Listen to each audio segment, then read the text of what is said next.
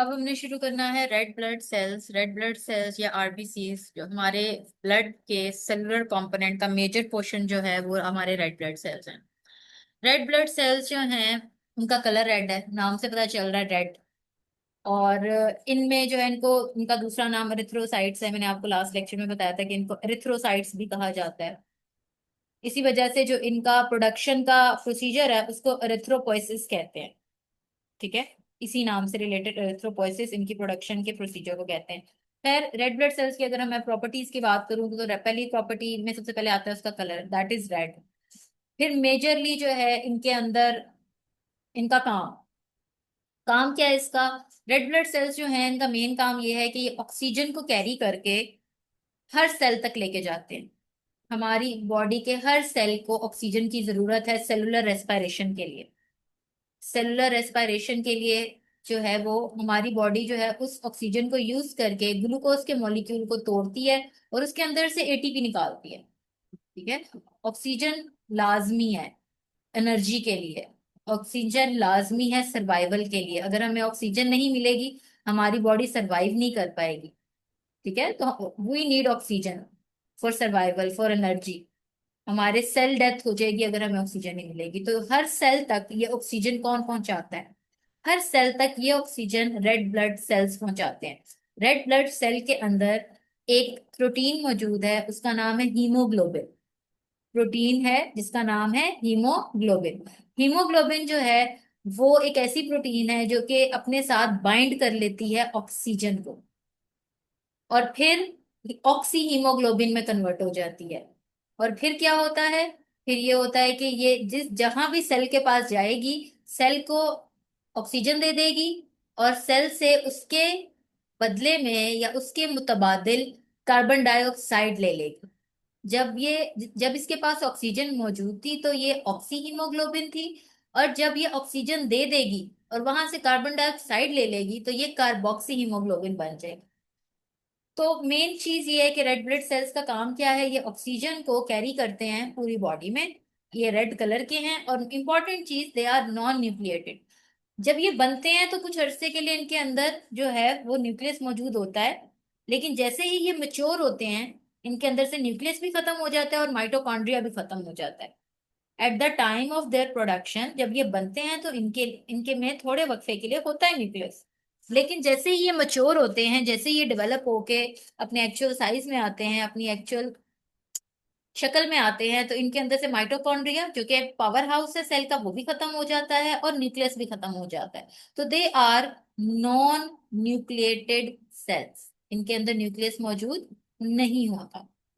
Then अगर हम देखें कि कितने रेड ब्लड सेल्स मौजूद है, मैंने आपको बताया था कि हमारे सेलुलर पार्ट में सबसे ज्यादा जो कंपोनेंट है सेल्स का वो हमारे रेड ब्लड सेल है।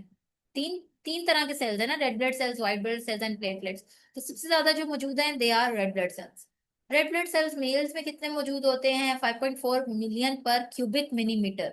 मतलब एक क्यूबिक मिलीमीटर ब्लड के अंदर 5.4 million of red blood sales हैं। फीमेल में 4.7 मिलियन पर क्यूबिक मिलीमीटर एंड इन्फेंट्स में इसकी क्वांटिटी थोड़ी ज्यादा है, 6 मिलियन पर क्यूबिक मिलीमीटर। डेफिनेशन देख ली, काउंट देख लिया, क्वांटिटी। अब इसमें आपने यूनिट भी देखना है कि कितने वैल्यू के साथ यूनिट भी याद करना है। कॉम्पोजिशन की अगर हम बात करें तो इन्होंने ये बताया कि इनके अंदर माइटोकॉन्ड्रिया न्यूक्लियस नहीं होता, लेकिन इनके अंदर जो है हीमोग्लोबिन मौजूद होता है। मैंने आपको बताया था कि हीमोग्लोबिन ही वो चीज है जो काम करेगी।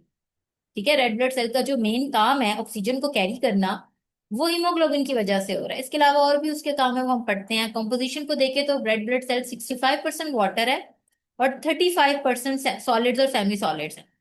इस 35 के अंदर से 33% हीमोग्लोबिन है और बाकी 2% जो है वो ऑर्गेनिक और इनऑर्गेनिक सब्सटेंसेस है, जिसके अंदर क्या क्या चीजें शामिल है? Proteins, phospholipids, cholesterol, urea, protein and amino acids. ये इसकी होगी कंपोजिशन। आपको रेड ब्लड सेल की कंपोजिशन के ऊपर भी क्वेश्चन आ सकता है, लेकिन उससे पहले आपने डेफिनेशन लाजमी लिखनी है। काउंट भी लिख देंगे तो आपके अच्छे नंबर आ जाएंगे। शेप, रेड ब्लड सेल्स की जो शेप है वो है बाय कनकेव शेप। ठीक है, बाय कनकेव शेप। कभी आप लोगों ने अपने घरों में रोटी के टाइम रोटी जो बनती है उसमें आटे का पेड़ा बनते देखे? आटे का पेड़ा बना के ना जब रखते हैं ना तो दरमियान से हल्का सा दबा देते हैं। ये देखें, दिस इज बाइकनकेव शेप। ये ऐसे गोल सा बना के दरमियान से हल्का सा फ्लैटेंड, फ्लैटेंड फ्रॉम, ये देखें बाइकनकेव शेप है और फ्लैटेंड या डिप्रेस है इन द सेंटर। और अगर हम इसको साइड से देखेंगे ना, इसको किनारे से देखेंगे, तो ये इस तरीके से नजर आएगा कि साइडें इसकी चौड़ी हैं और दरमियान से ये जो दबाया हुआ है, फ्लैट किया हुआ है, जैसे मैंने आपसे कहा था ना कि आटे का पेड़ा रख के दरमियान से दबा दें, इस तरीके से ये दरमियान से इसको दबा दें तो ये शेप बनती है। अब ये देखिए, अगर इसको हम साइड से देखेंगे तो यहाँ से चौड़ा है, दरमियान से तंग है, फिर यहाँ से चौड़ा है, तो ये एक डंबल शेप हो जाती है। जिम वगैरह में डंबल्स यूज करते हैं ना लोग, वेट उठाते हैं, तो डंबल्स क्या होते हैं, दरमियान से पकड़ने के लिए तंग होते हैं और साइड से जो है उनके वेट होते हैं जो साइड से ज्यादा चौड़े होते हैं। तो इसकी डंबल शेप है, जैसे ये देखें ये डंबल शेप है, साइडों से चौड़ी और दरमियान से पतली। तो with the dumbbell shape cross section, अगर काट के देखेंगे साइड से देखेंगे तो ये ऐसे आएगा। अब ये जो डिस्टिंक्टिव शेप है इस तरह की क्यों है? इसकी शेप इस वजह से है ताकि इसकी फ्लो प्रॉपर्टीज जो हैं वो अच्छी रहे, वेसल्स, ब्लड वेसल्स के अंदर ये स्मूथली फ्लो करे। ये अपने जो है ना ब्लड वेसल्स की जो वेसल है उसके साथ टकराए, ना अपने साथ जो व्हाइट ब्लड सेल्स और प्लेटलेट्स हैं उसके साथ भी ना टकराए। ठीक है, क्योंकि अगर ये प्लेटलेट के साथ टकराया तो प्लेटलेट जो है वो एग्रीगेट करके जो है वो अपना काम करना शुरू कर देंगे और वो हम नहीं चाहते। ठीक है, कि अगर जरूरत नहीं है प्लेटलेट के काम की और प्लेटलेट जो है वो अब नॉर्मल काम करना शुरू कर दें, तो फ्लो प्रॉपर्टीज की वजह से इनका जो है फ्लो को ऑप्टिमाइज करने के लिए कि ब्लड वेसल्स के अंदर ये अच्छे तरीके से फ्लो करे, उनकी शेप ऐसी है। यहाँ पे ये देखिए इसका जो है इन्होंने साइज भी थोड़ा सा एक डायग्राम के अंदर बताया हुआ है, ये भी आप लोगों ने नोट कर लें, ये डायग्राम के अंदर मेंशन्ड है, ये वैसे थ्योरी में मेंशन नहीं है। अब ये क्वेश्चन अक्सर आ जाता है कि शेप ऑफ आरबीसी पे नोट लिखें। तो ये शेप ऑफ आरबीसी है ना, ये ऐसी है क्या और क्यों ऐसी है, इसके फायदे क्या हैं, तो ये चीज है। इसके शुरू में थोड़ा सा अपने आरबीसी का डिफाइन भी कर देंगे तो क्वेश्चन अच्छा बन जाएगा, और साथ ये डायग्राम भी बना देंगे साइड क्रॉस सेक्शन की और दरमियान की, तो क्वेश्चन और अच्छा अटेम्प्ट हो जाएगा। ये देखें डायग्राम आप कोई भी बना सकते हैं, बस शेप आपने सेम रखनी है। लाइफ स्पैन की अगर बात करें तो 120 डेज एवरेज लाइफ स्पैन है। एक रेड ब्लड सेल बनने के 120 डेज के बाद वो खत्म हो जाता है।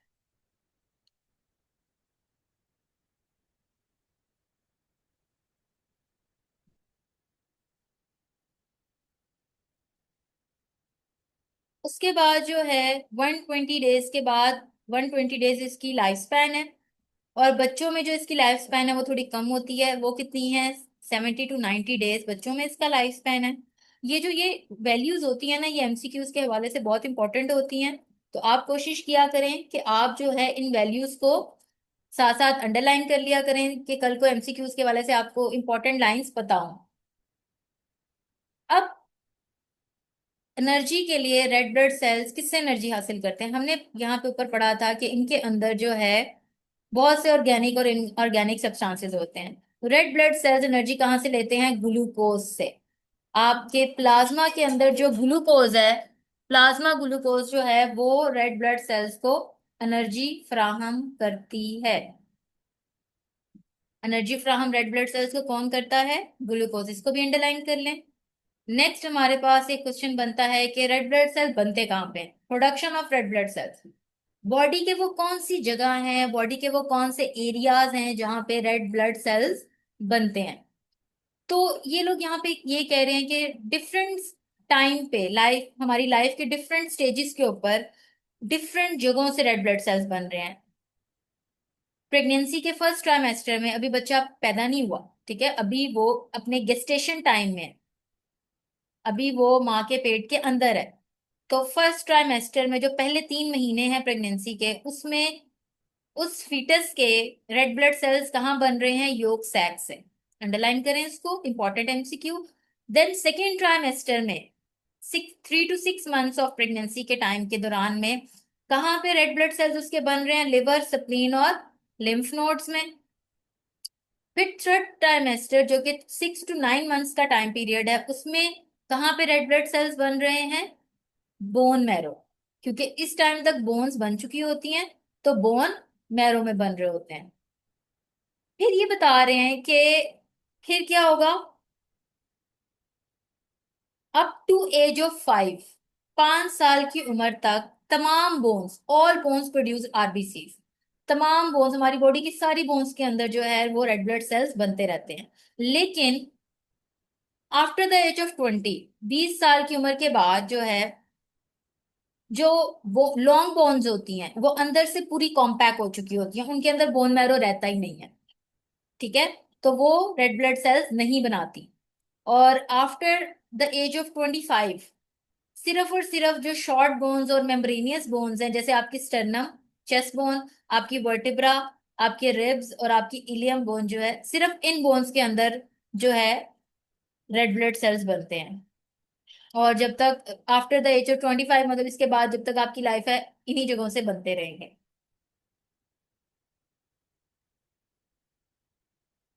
क्योंकि इनके अंदर तब तक भी बोन मैरो मौजूद होता है, वो इतनी कॉम्पैक्ट नहीं होती। फिर आगे ये जो डायग्राम है ना, ये इन्होंने एरिथ्रोपोइसिस का अमल बताया हुआ है, मतलब रेड ब्लड सेल्स बनना के सिग्नल कैसे जाता है। यहाँ पे इन्होंने कहा है कि जैसे ही ब्लड के अंदर ऑक्सीजन लेवल कम हो जाता है ना, तो अब ब्लड ने ऑक्सीजन को ही तो कैरी करना है, मेन काम ही ये है। बॉडी डिस्ट्रेस में आ रही है, बॉडी को उतनी ऑक्सीजन नहीं मिल रही जितनी उसे चाहिए है। ब्लड आरबीसीज के अंदर जो है, आरबीसीज ऑक्सीजन की जो डिमांड है उसको पूरे नहीं कर पा रहे। तो फिर क्या होगा? हमारी किडनी को सिग्नल जाएगा। जैसे ही ब्लड ऑक्सीजन, ये देखें पॉइंट नंबर 1, जैसे ही ब्लड ऑक्सीजन डिक्रीज हो जाएगी, कहाँ पे सिग्नल जाएगा? आपकी किडनी को। किडनी को सिग्नल जाएगा, किडनी एक हार्मोन रिलीज करेगी और वो रिलीज करेगी एरिथ्रोपोइटिन, और डायरेक्ट वो ब्लड के अंदर रिलीज कर देगी। ये जो हार्मोन्स है ये हमारी जाएगा बोन्स के पास, बोन मैरो के पास, वो बोन्स जो के स्पॉन्जी बोन्स हैं, जिनके अंदर बोन मैरो मौजूद है, उनके पास जाएगा और उनसे रेड ब्लड सेल्स प्रोड्यूस करवाएगा। तो हार्मोन का क्या नाम है? एरिथ्रोपोइटिन। और जो प्रोसीजर है, ये जो प्रोसेस है, इसको कहते हैं एरिथ्रोपोएसिस। इसको क्या कहते हैं? एरिथ्रोपोएसिस। अब ये इसको हम पढ़ते हैं। In response to decrease blood oxygen, जैसे ही बॉडी के अंदर ऑक्सीजन लेवल कम हो जाएगा, किडनी रिलीजेस एरिथ्रोपोइटिन। किडनी को सिग्नल जाएगा बॉडी की तरफ से, और किडनी रिलीज करेगी एक हार्मोन एरिथ्रोपोइटिन। और एरिथ्रोपोइटिन जो है वो रेड ब्लड सेल्स की प्रोडक्शन कहाँ से करवाएगा? रेड बोन मैरो से। तो इस अमल को कहते हैं एरिथ्रोपोइसिस, या production of red blood sales. क्या कहते हैं इसको? Production of red blood sales. कौन कौन सी चीजें चाहिए हमें एरिथ्रोपोइसिस के लिए? अब रेड ब्लड सेल बनाने के लिए हमें क्या क्या चाहिए? हमें विटामिन सी चाहिए, हमें फॉलिक एसिड चाहिए, हमें विटामिन B12 चाहिए, हमें प्रोटीन्स चाहिए, और हमें आयरन चाहिए। ये सारी चीजें हमें रिक्वायर्ड हैं एरिथ्रोपोइसिस के लिए, खून बनाने के लिए। कहा जाता है कि फॉलिक एसिड यूज करो खून बनेगा, आयरन यूज करो खून बनेगा, विटामिन सी यूज करो खून बनेगा। तो हमें खून बनाने के लिए एक्चुअल में यही चीजें चाहिए: vitamin C, folic acid, vitamin B12। Intrinsic factors के अंदर से, बॉडी के अंदर से ही हमें आयरन चाहिए, और कुछ और हार्मोन्स चाहिए जो इस प्रोसीजर को कंप्लीट करते हैं। तो आपको क्वेश्चन आ सकता है व्हाट इज एरिथ्रोपोइसिस, और एरिथ्रोपोइसिस को करने के लिए हमें क्या क्या चीजें रिक्वायर्ड है। What is erythropoiesis? Erythropoiesis is the production of red blood cells. और ये कब होती है? In response to decrease blood oxygen. होता क्या है in response to decrease blood oxygen? Kidney को सिग्नल जाएगा, वो एरिथ्रोपोइटिन ब्लड में रिलीज करेगी, वो जाएगा रेड बोन मैरो के पास, और रेड ब्लड सेल बनना शुरू हो जाएंगे। देन एरिथ्रोपोइसिस के लिए कौन कौन सी चीजें रिक्वायर्ड है? ये सारी ब्लड बनाने के लिए, रेड ब्लड सेल्स बनाने के लिए कौन कौन सी चीजें रिक्वायर्ड है? ये तमाम। अब physiological variations in RBC count. कभी हमारी बॉडी के अंदर रेड ब्लड सेल्स कम हो जाते हैं, कभी ज्यादा हो जाते हैं। तो कब कम होंगे, कब ज्यादा? कह रहे हैं कि हमारी बॉडी के अंदर 24 घंटे के अंदर भी समटाइम रेड ब्लड सेल्स की काउंट कम हो जाता है, समटाइम्स रेड ब्लड सेल्स का काउंट ज्यादा हो जाते हैं। कह रहे हैं कि जब आप सो रहे होते हो या अर्ली मॉर्निंग में आपका रेड ब्लड सेल काउंट थोड़ा कम होता है, कितना को कम हो सकता है? अप टू 5% तक वेरिएशन आती है। 1 2 3 4 5, अप टू 5% है। 1 से लेके 5% के दरमियान में थोड़ी बहुत। ऐसा नहीं है कि सुबह जो है, मिसाल दे रही हूँ, रात को सोए हैं तो सुबह 2 हो जाएंगे, इतना नहीं फर्क आता। 5% तक जो है वेरिएशन आती है। थोड़ा बहुत कम ज्यादा होते हैं। कह रहे हैं कि सोते वक्त थोड़े कम काउंट होते हैं, या अर्ली मॉर्निंग में थोड़े कम होते हैं, और लेकिन इवनिंग टाइम के अंदर हाईएस्ट जो है इनकी मिकदार होती है। कितनी मिकदार कम ज्यादा हो सकती है? मैं ये बात रिपीट कर रही हूँ, 5% तक वेरिएशन आ सकती है।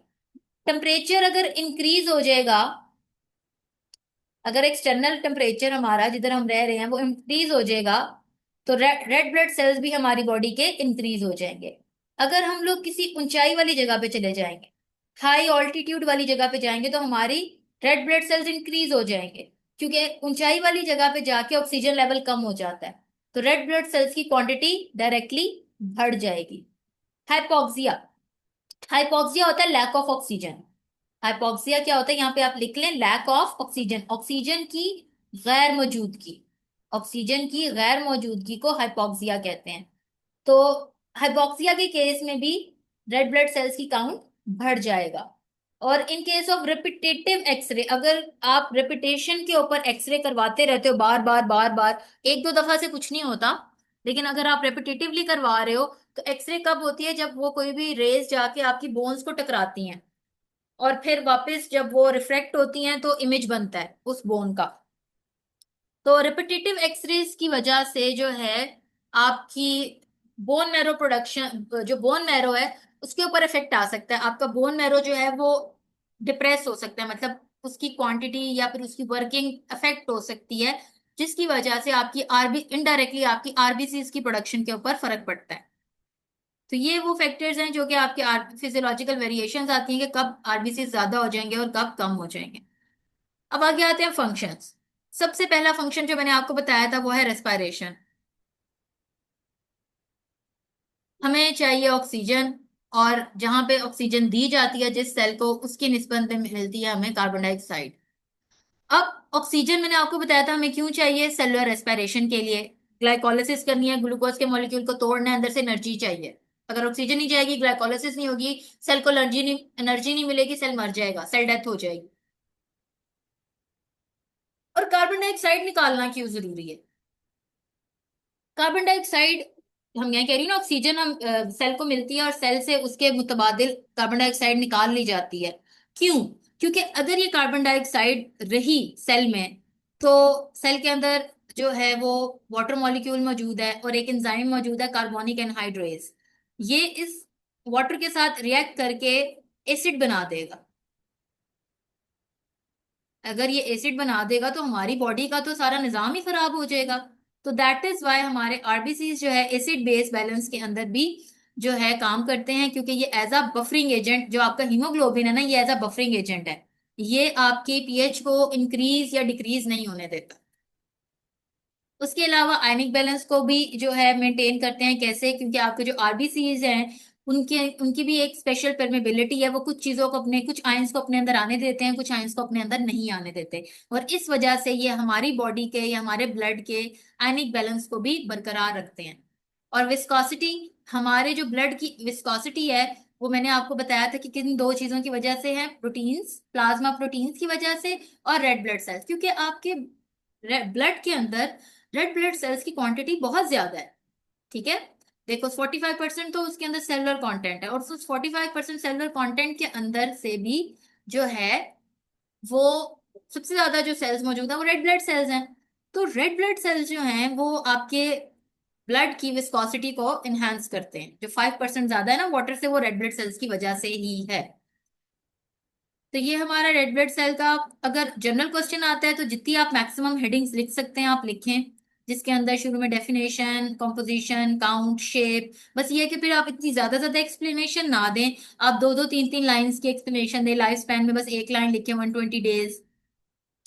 और डायरियोनल, इसमें भी एक एक दो दो हेडिंग, मतलब कि आपने हेडिंग सारी कवर करनी है, बस उसके अंदर कंटेंट थोड़ा कम कर दें।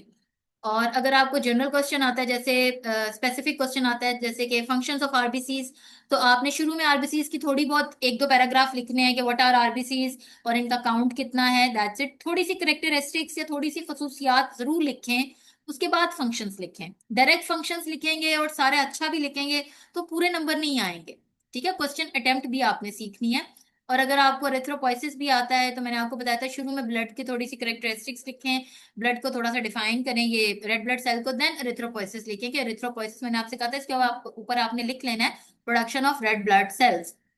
या तो फिर अगर आपको ये प्रोडक्शन ऑफ आरबीसीज पे आता है तब भी आप थोड़ा सा शुरू में इंट्रोडक्शन जरूर दें, देन आए प्रोडक्शन ऑफ इसके ऊपर। अगर आपको जस्ट शेप का क्वेश्चन आता है तब भी आपने थोड़ा सा इंट्रोडक्शन जरूर देना है, देन आपने आगे शेप बताना है।